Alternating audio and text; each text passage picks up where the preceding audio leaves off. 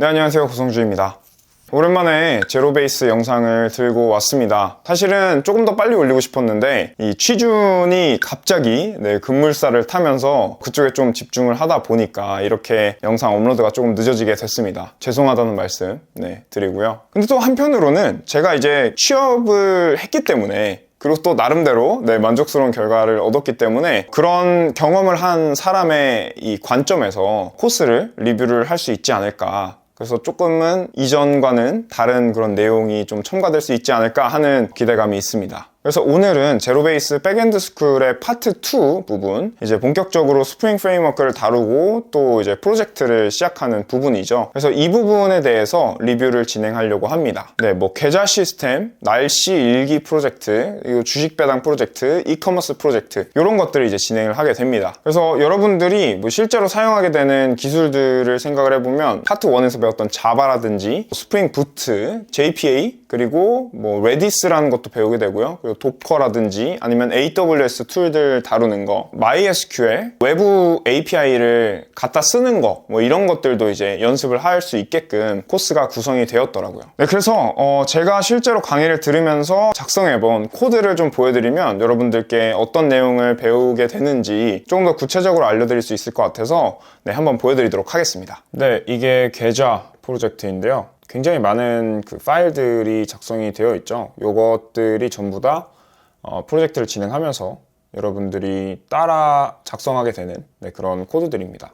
그래서 기본적으로 패키지가 어떻게 구성되어 있는지를 보시면 알 수 있겠지만, 리포지토리, 서비스, 그리고 컨트롤러, 이렇게 구성되어 있는 기본이 되는 그런 형태로 코드가 짜여져 있고요. 그리고 이제 도메인, 데이터와 관련된 부분이죠. 그리고 DTO들도 구성이 되어 있습니다. 예외 처리를 어떻게 할 것인가에 대해서도 이제 여러분들이 프로젝트를 진행하면서 배우게 됩니다. 저는 개인적으로 이 부분이 굉장히 좀 도움이 됐었거든요. 실제 현업에서는 코드에 대한 그 예외 처리를 어떻게 할까, 이런 게 굉장히 궁금했었는데 그런 의문을 좀 해소할 수 있어서 특별히 기억에 남는 것 같습니다. 그래서 뭐 어떻게 처리하는지 살짝 보면요, 어카운트 익셉션이라고 하는 예외를 하나 선언을 하게 되는 거죠. 런타임 익셉션을 이제 상속받는 그런 형태로 클래스를 하나 선언을 하게 되고요. 그 멤버로 에러 코드라고 하는 녀석을 또 갖고 있죠. 그 에러 코드에 들어가 보면은 얘 같은 경우는 이런 식으로 정리가 되어 있습니다. 이넘이고, 이거 자체는 안에 또 디스크립션이라고 하는 멤버를 갖고 있어요. 이런 식으로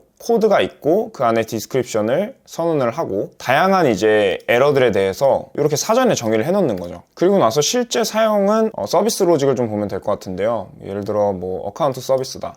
들어가 보면 이 딜리트 어카운트라는 그 메서드를 한번 봐볼게요. 말 그대로 어카운트를 삭제하는 그런 메서드라고 볼 수 있겠는데, 어카운트 유저 리포지토리에서 아이디로 찾았는데 만약에 얘가 없으면 throw를 하겠다라는 거예요. 어떤 예외를. 그래서 어카운트 익셉션을 던지겠다라고 하는 거고, 그거에 대한 이제 코드는 유저 not found라고 하게 되는 거죠. 그래서 실제로 터미널에는 여기서 제가 사전에 정의했던 이 사용자가 없습니다 라는 디스크립션과 함께, 그러니까 예외가 발생하게 되는 거죠. 이것을 정상적으로 동작하게 하기 위해서 여기 글로벌 익셉션 핸들러라는 걸 또 사용을 하더라고요. 이건 이제 제가 스프링을 또 가볍게 공부했을 때는 몰랐었는데, 이렇게 REST 컨트롤러 어드바이스라고 하는 어노테이션을 사용함으로써 로직이 실행되다가 어떤 예외가 발생하는 경우에 어떤 식으로 동작하게 할 것인지에 대해서 이제 일괄적으로 컨트롤을 할 수 있게 되거든요. 이런 것들을 포함해가지고 제가 뭐 한 번도 사용해보지 않았던 뭐 레디스 관련한 코드라든지 또 DTO를 정의할 때에도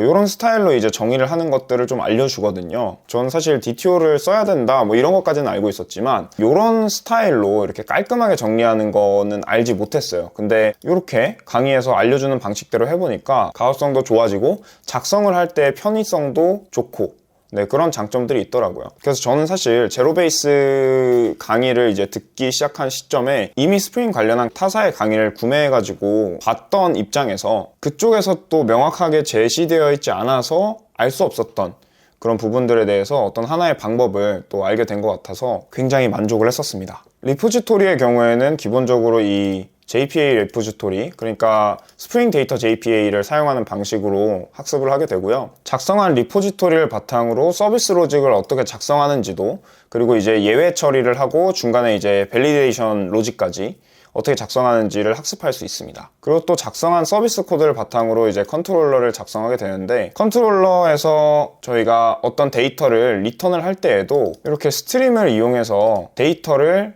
즉석에서 변환해서 리턴하는 방식에 대해서도 학습을 할 수 있고, DTO 자체에 이런 스태틱 메서드를 하나를 선언해가지고 여기서 변환해가지고 리턴을 하는 방식이라든지 뭐 다양한 방식에 대해서 학습할 수 있습니다. 제로베이스의 강의를 통해서 스프링을 처음 배우는 분들이라면은 이런 것들이 크게 와닿지 않을 수 있는데요. 저 같은 경우는 앞서 말씀드렸듯이 타사의 강의를 한번 들은 상태에서 이런 것들을 접했기 때문에 이런 것들은 좀 꿀팁인데? 라고 생각이 되는 부분들이 여럿 있었습니다. 그래서 제가 이렇게 개인적으로 프로젝트를 진행을 했었는데요. 개인적으로 이 코스가 좋았던 점에 대해서 말씀을 드리겠습니다. 저는 학습하는 방식들 중에서도 응용하는 방식으로 학습하는 거를 굉장히 좋아합니다. 왜냐면은 깊은 이해가 없기 때문에 한계는 분명하지만 그래도 처음에 재미있는 거 하나 만들어 보고 그 다음에 이제 깊이 들어가게 되면은 좀 동기부여도 되고 그런 것 같아요. 그러니까 이 기술이 실질적으로 어떻게 쓰이는지를 알았으니까 그러면 이 기술에 대해서 관심이 생겼고 이제는 깊이 들어가 보자, 약간 이런 느낌이라고 해야 될까요? 근데 이제 응용 없이 그냥 이론부터 먼저 배우려고 하면은 저는 좀 지루하고 재미가 없더라고요. 근데 실제로 코드를 작성을 해보고 애플리케이션이 어떻게 돌아가는지를 보면서 학습을 하다 보니까 제 학습 스타일과 잘 맞았던 것 같습니다. 그리고 이제 개발을 처음 해보시는 분의 입장으로 생각을 해보면은 뭐 API를 갖다 쓴다 뭐 이런 것들을 우리가 생각을 했을 때 되게 겁먹을 수 있잖아요. 근데 그런 것들을 친절하게 이제 설명을 또 해주시고 이런 기술들에 대해서 찍먹을 시켜준다라는 점이 이 프로젝트의 가장 큰 의의가 아닌가라고 생각을 합니다. 그런데 여기서 제가 꼭 말씀드리고 싶은 주의사항이 한 가지 있는데요. 이게 아무래도 강의가 응용 위주로 진행이 되다 보니까 취업을 목적으로 하고 계시는 그런 분들이라면 강의 내용에만 머무르지 말고 기술 면접 대비를 위해서 스프링의 기초에 대해서 조금 더 추가적인 학습을 하시기를 저는 권장을 드립니다. 실제로 제가 이제 기술 면접을 겪어보니까요, 뭔가를 해봤다 정도 수준에서 머무르는 거는 정말 면접에 도움이 안 돼요. 오히려 뭔가를 해봤다라고 했는데 원리의 딥한 부분? 이런 것들에 대한 질문이 들어왔을 때 대답을 못하면은 그냥 수박 겉핥기식으로 공부하는 사람이네 하면서 오히려 마이너스가 되거든요. 그래서 제가 추천드리는 방식은 제로베이스에서 기술들을 프로젝트를 통해서 실제 사용해보고 일단은 익숙해지고요. 그 기술들의 근간이 되는 개념들, 이런 것들에 대해서 추가적으로 학습을 하시는 것을 권장드립니다. 그래서 오늘은 제로베이스 백엔드 스쿨 파트 2에 대해서 좀 알아봤는데요. 댓글들을 보면은 저의 어떤 이런 영상들을 보고 백엔드 스쿨에 뭐 등록을 했다 이런 댓글들이 종종 보이더라고요. 참 저는 감사하기도 하고 또 한편으로는 이렇게 좀 어깨가 무거워지는 듯한 그런 느낌도 받습니다. 그래서 더 책임감을 갖고 소개를 드려야 되겠다, 이런 생각을 해봤고요. 다음번에는 제로베이스 백엔드 스쿨에 대한 전체적인 그런 회고, 소감, 영상 이런 걸 갖고 돌아오도록 하겠습니다. 그리고 그 영상이 제로베이스 관련한 마지막 영상이 될 것 같네요. 그러면 오늘도 제 영상 지켜봐 주셔서 너무나 감사드리고요. 저는 다음번에 또 다른 내용으로 찾아뵙도록 하겠습니다. 감사합니다.